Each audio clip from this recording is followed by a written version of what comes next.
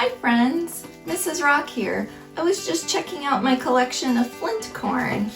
I have so many different kinds and I love flint corn because of all the different colors of the kernels. They're so artistic to me. It's like nature's art. There are some with dark blue, almost purple kernels, and red and yellow and almost white. I just love the variety of colors. Well, today we're going to get inspired by flint corn and make our own flint corn paintings. Get ready. Here are the materials you're going to need.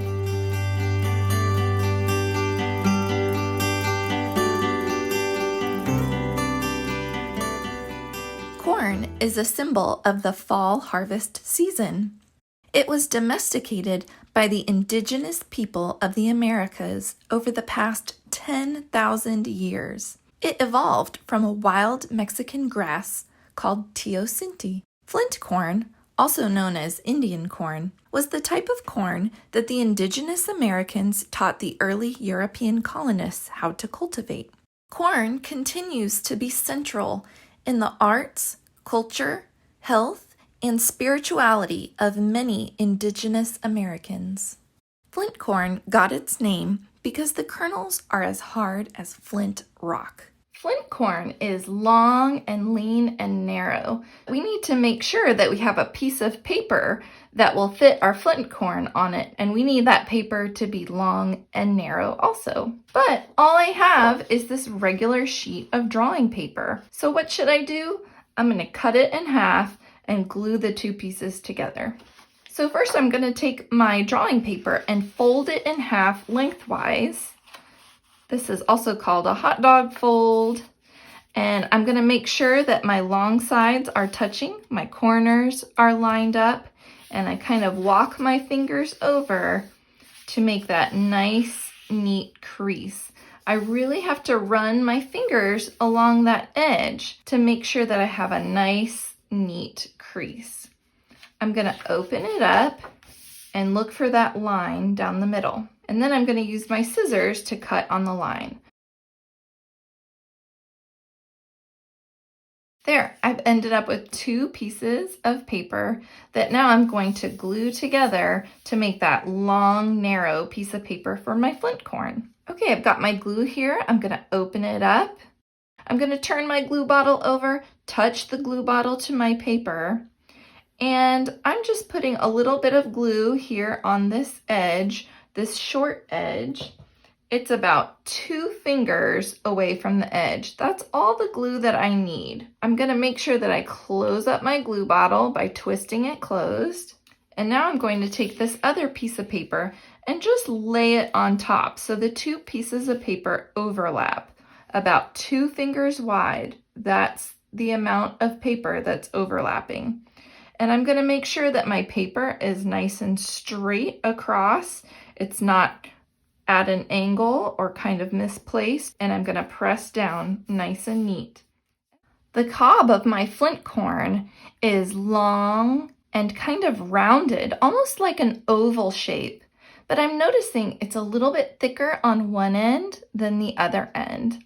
So that's the shape that I'm going to draw for my flint corn. I'm going to use a pencil for this part. I'm going to find the piece of my paper that's on top, so it looks longer than the other section of paper. And this is the section that I'm going to draw my corn cob on. I'm going to start right where the two pieces of paper meet, and I'm going to draw a curved line, kind of like a C shape, where those two pieces of paper overlap. I'm drawing really light because I'm going to end up not needing these pencil lines. They're more just like guidelines for me. So I'm going to draw light till I get it right. Now on this other side of the paper at the very end, I'm going to draw another C shape, but it's curving in the opposite direction. And it's a lot smaller than this C shape over here, than this curve. So I've got one big curve here, curving in like a parentheses,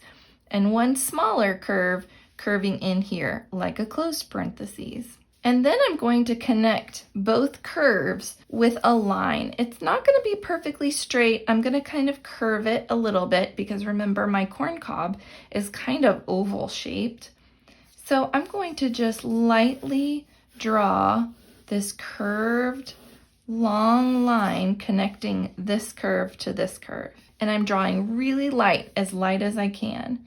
And I'm going to do the same thing on the other side. Notice how I kind of pick up my pencil as I draw because I'm drawing really light. I want to make sure that I get the line right. Now that I have the outline for my Flint corn cob, I'm going to draw some guidelines for myself so that I can draw the kernels. I'm going to use my pointer finger right in the middle of my corn cob along this curved line. And I'm going to make what I call little tick marks on either side. These are just helper lines for me, and they're going to help me draw those long lines down my corn cob. Now I'm going to move my pointer finger over so that I've got a tick mark on one side of my pointer, and I'm going to draw another tick mark on the other side. And that's about 1 finger width over here, so I don't need to draw another line. And I'm going to do the same thing on the other side. I'm going to line up my finger with that tick mark, draw another tick mark on the other side, and maybe another little tick mark here. So now I'm going to use my pencil to draw lines all the way down my corn cob.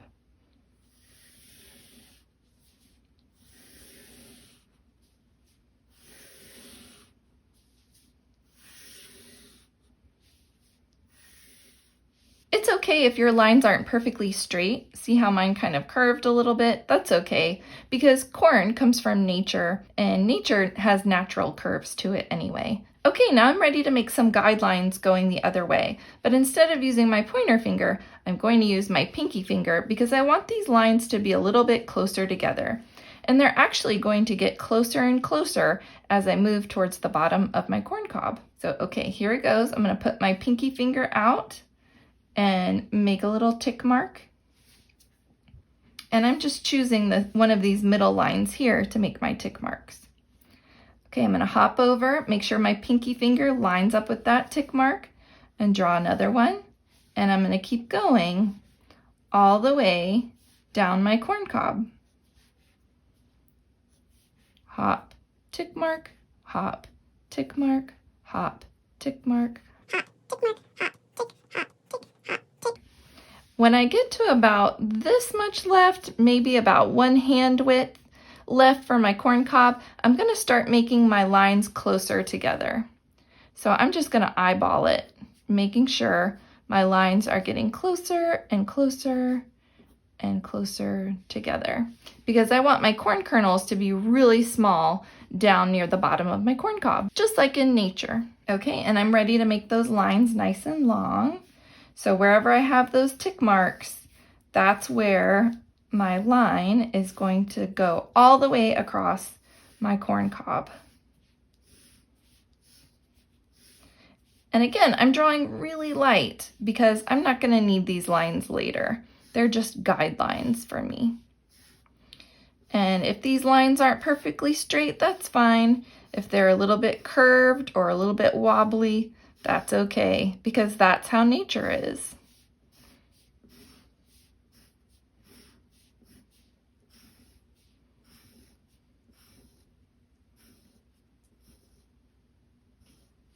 Now I'm ready to draw on this part of the paper. This part of the paper is all about the husk of my flint corn. So I'm going to use my pencil, and I'm going to start not right in the center of my corn, but maybe off a little bit to the side. And I'm going to make a wavy line that reaches all the way almost to the edge. Maybe just come in a little bit from your edge. And then I'm going to make that line come all the way back to my flint corn, making a nice wavy line. And that looks like one piece of husk coming out from the top of my flint corn. I'm going to make another long piece of wavy husk. So I'm going to go over a little bit and make another wavy line. And I'm going to make this one a little bit shorter, and maybe this one is behind my other husk. So I need to stop right there because the two pieces of husk are overlapping. All right, let's make another piece of husk coming up from our flint corn. Another wavy line that kind of tapers to a point. And then a wavy line. Maybe this one's coming in front of the other one. I'll have to erase this line because the two are overlapping. How about a small piece of husk coming out from here? Maybe it's really short and it's going to stop about there and it will be back behind the other one. Yours might look a little bit different than mine, and that's fine. Your husk doesn't have to look exactly like mine. Now I need my black crayon to start making the kernels for my corn. Wherever I have a square, I'm going to use my crayon to make a rounded kernel inside the square. So I'm rounding off those sharp corners by creating my kernel shapes. My kernel shape is kind of like an oval.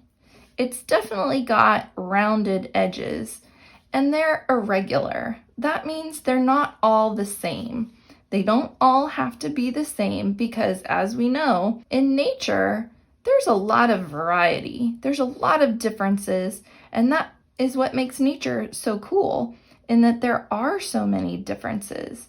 No two kernels are the same, just like no two people are the same. So I'm going to fill up my whole corn cob by rounding off these corners with my black crayon to draw my corn kernels.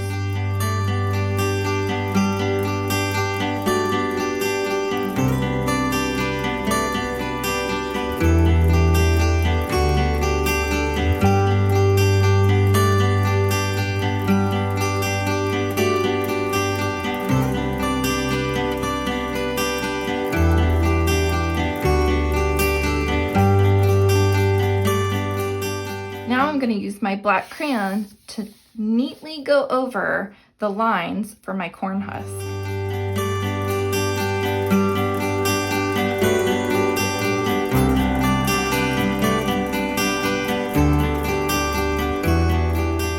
And I'm even going to add in a couple lines here and there to show texture. Remember those pesky pencil lines we talked about earlier? Well, now I'm going to carefully use the eraser on the tip of my pencil to neatly go in and erase any big pencil lines that I might see. I want to be able to get in those tiny little spots to erase, but I don't want to run my eraser over the black crayon because that could smudge the black crayon and then get all over my eraser and make a big mess.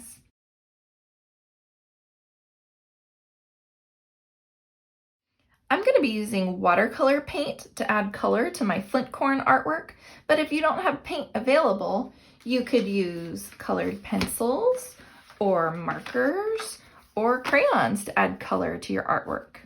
I'm going to make my flint corn really, really colorful because that is what is so special about the flint corn, is that there are so many different colors found in the kernels of corn. So I thought, why not use all the colors of my paint set? I'm ready to start painting, so that means I've got my water cut, I've got my messy mat, I've got my watercolor paints, and I have a couple different brushes. I recommend having a smaller brush for details and a bigger brush for bigger areas. And I'm going to start off with yellow. I need to activate the paint, so I'm going to add a little bit of water to that paint to wake it up, and a couple swipes to activate that paint with the water. So for every row of corn, I'm going to paint one of them yellow, and I'm going to kind of hop around so that my yellows aren't kind of bunched up in the same column of corn. And every now and then I'm going to skip a row because I've got lots of colors, so I want to be able to make sure that I'm leaving spaces for all my colors of paint.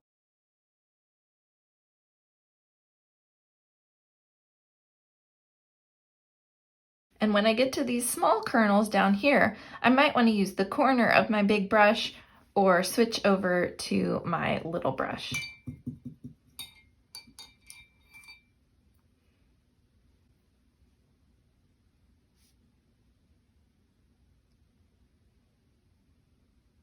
Now that I've used my yellow for all my kernels that are going to be yellow, I'm going to add a little bit of yellow to my husk.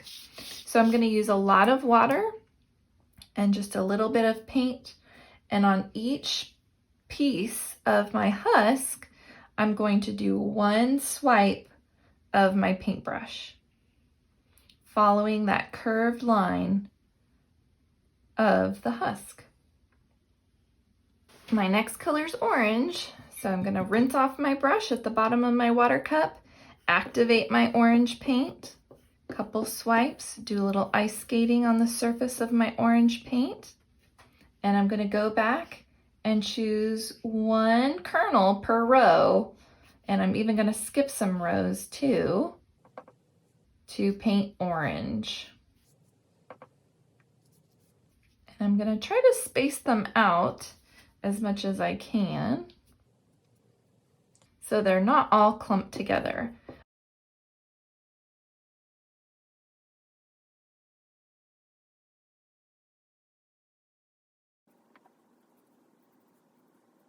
And again, I'm going to use a lot of water and just a little bit of color, and each piece of husk is going to get one wavy line with my brush.